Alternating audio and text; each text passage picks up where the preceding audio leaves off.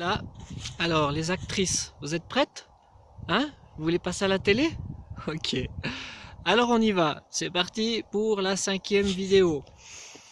Alors, je vous ai parlé de la biodiversité et de son importance pendant les dernières vidéos. Je vais conclure aujourd'hui là-dessus. J'y reviendrai plus tard quand j'en parlerai d'autres choses. Pourquoi j'ai choisi de parler d'abord de la biodiversité? Parce que vous allez dire, voilà, lui, bon, bah, c'est un écolo, il va nous parler du climat. Mais le climat, c'est très important, c'est très urgent de faire quelque chose. Mais par rapport à l'effondrement de la biodiversité, c'est encore plus urgent, c'est encore plus important de se bouger.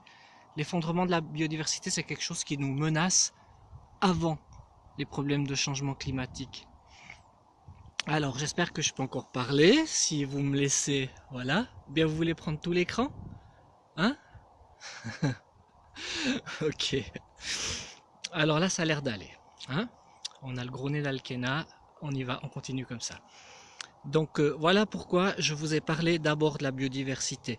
C'est clair que j'ai dit plein de choses que vous avez déjà certainement entendu dire, vous avez vu dans des magazines de jardinage, ou entendu à la radio ou à la télé, on commence à en parler partout. Au niveau politique maintenant, je voulais juste vous dire, on a en Suisse l'Office fédéral de l'environnement, qui est un grand office avec plein de gens très qualifiés, des gens qui étudient toutes ces choses, qui font des rapports, qui font des choses très méthodiques, des statistiques et tout, qui font des propositions au Conseil fédéral et tout.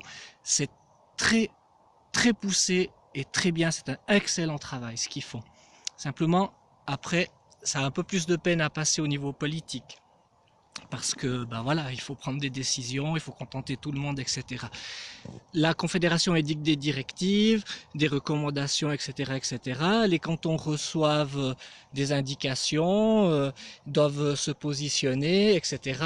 Finalement, les cantons passent à l'action, émettent des plans, des stratégies, toutes sortes de choses comme ça. Donc on a des choses excellentes qui ont été mises en place en Valais par rapport à la biodiversité. Ensuite, c'est les administrations qui sont chargées de mettre en œuvre toutes ces décisions. Et qu'est-ce qu'on peut faire alors nous en tant qu'élus?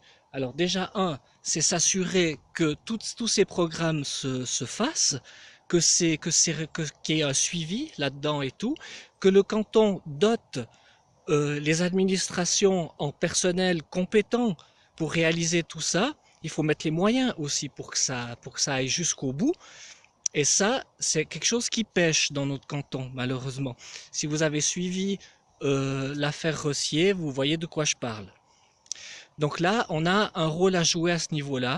Moi, je vais pas me prononcer sur les dossiers en cours, sur ce qui se fait maintenant, etc. Ça, c'est quand je serai dans le bain, si je suis élu, que je le ferai. Voilà, vous avez bien compris, je suis en campagne pour le Grand Conseil du canton du Valais, pour le district de Martigny, sur la liste des Verts, et c'est pour ça que je fais ces vidéos. Merci, à la prochaine vidéo.